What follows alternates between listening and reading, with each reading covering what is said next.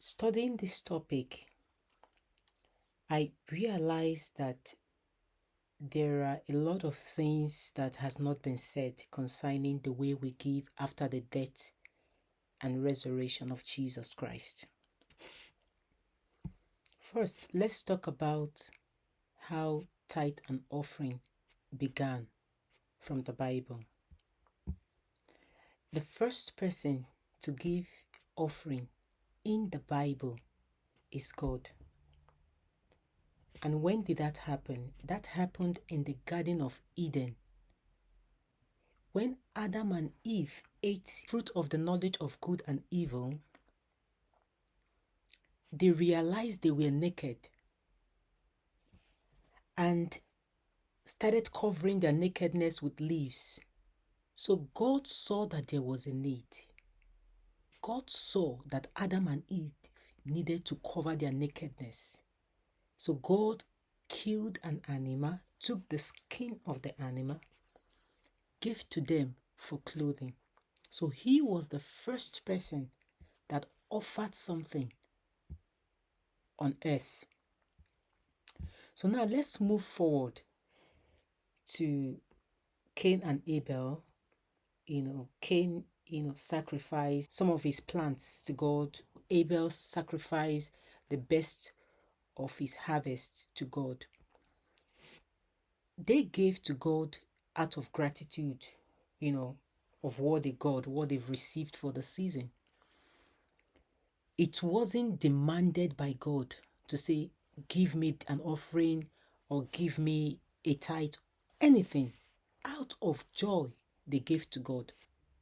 Noah is the first person who offered burnt offering to God. After the flood, remember when God told him to build an ark, go into the ark with his 3 sons and wife and some animals, all the animals, male and female. After the 40 days rain, Noah came out of the ark and with a heart of gratitude, he offered burnt offering, killed an animal and offered to the Lord as burnt offering. So Noah was the first person in the Bible who offered burnt offering. Now let's look at tithe. When did tithe begin? In the book of Genesis chapter 14, after Abraham recovered his brother Lot and all those who were taken from him, he met with Melchizedek. The Bible described Melchizedek as a king, actually a king of peace, a king of righteousness. That's the meaning. And it was said that he was the priest of the Most High. Take note, he was the priest, not a priest. So at that time, he met with Abraham after Abraham recovered his brother and all that was taken from the brother. He gave thanks to God for the victory of Abraham and also blessed Abraham. Out of joy, Abraham gave 1/10 to Melchizedek. This is the beginning of tithing. Tithing is just 1/10. But take note again, even this tithing was not demanded by Melchizedek. He did it out of joy. You can find that in Genesis chapter 14, 18 to 20. Now, another example of a willing giver was found in the book of Genesis 28, 16 to 22. Isaac had told Jacob, because Isaac had 2 sons, Esau and Jacob. And Isaac told Jacob, go to your mother's house and get yourself a wife.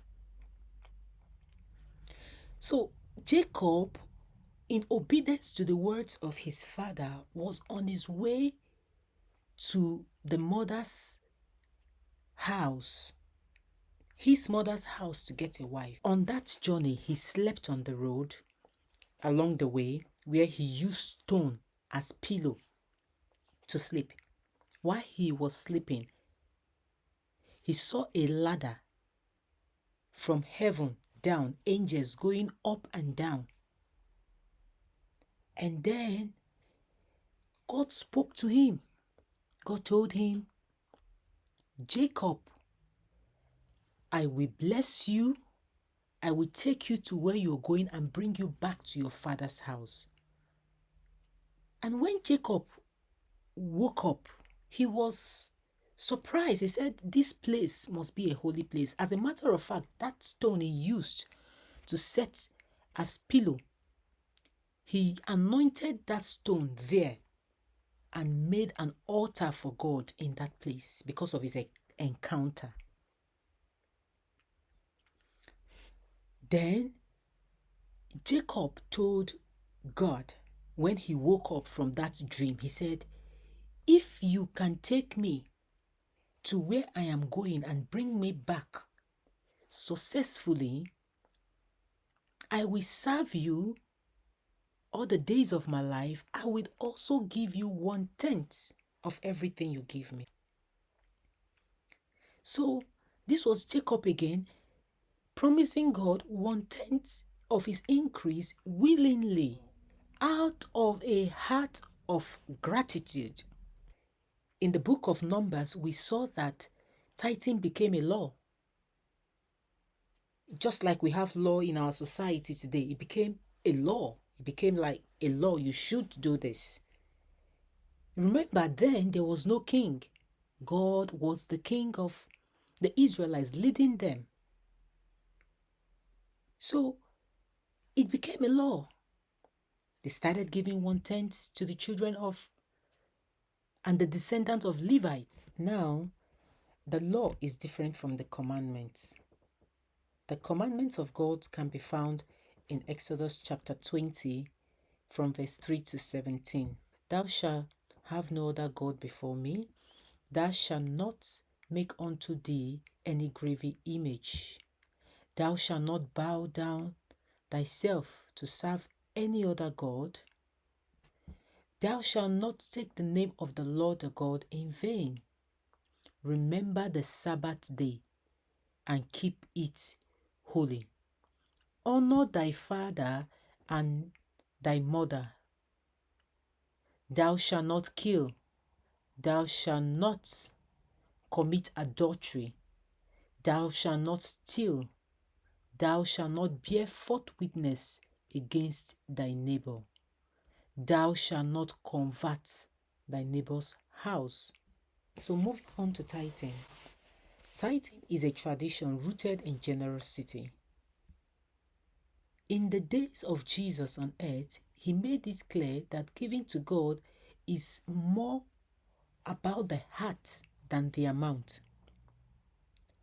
Take, for example, the story unfolded in the book of Mark, chapter 12, verse 41 to 44. Jesus pointed out to the widow, a widow who gave 2 coins. And those 2 coins is not even worth a fraction of a cent. Jesus said, among everybody here, this woman gave more. The disciples were surprised. How can you say this, Master? And he said, because she has given all that she had. In Matthew 23, verse 23, Jesus said, woe unto you, scribes and Pharisees, hypocrites, for you pay tithes of mint and have omitted the weightier matters of the law, which is judgment, mercy, and faith. It is good to give 1/10 to God, but the reason behind your action and considering others are more important. Now let's shift gear a bit. In the post-resurrection era, after Jesus died, and a group of people were seen behaving like Christ, hence the term Christian came up. They called them Christians. They were behaving like Christ. These people, some of them were the disciples of Christ, and they didn't emphasize tithing. Instead, they allowed people to give what they could because they learned from Jesus directly. They were with Jesus. So immediately Jesus left, they knew that what Jesus taught, what Jesus was after, is a compassionate heart, a heart of giving. It's not about the percentage. So in their teachings, they started encouraging people to give willingly. In fact, apart from Jesus' words in Matthew chapter 23, verse 23, where he said, you ought to have give, but you have forgotten the weightier matter, which is judgment, mercy, and faith. The only place in the New Testament tithing is mentioned is in Hebrew chapter 7 from verse 1 to 28, where Paul talked about tithing extensively. He talked about tithing after the resurrection of Christ. So let's look at that chapter, what Paul said. Paul explained that the order of tithing to the Levite priests have ended. As a matter of fact, in verse 11 of Hebrew chapter 7 says, if therefore perfection was by the Levitical priesthood, what further need that another should rise after the order of Melchizedek and not called from the order of Aaron, which is the Levite? What he is saying here is that the priest, the selection of the Levites as priests to offer the sacrifice is not perfect.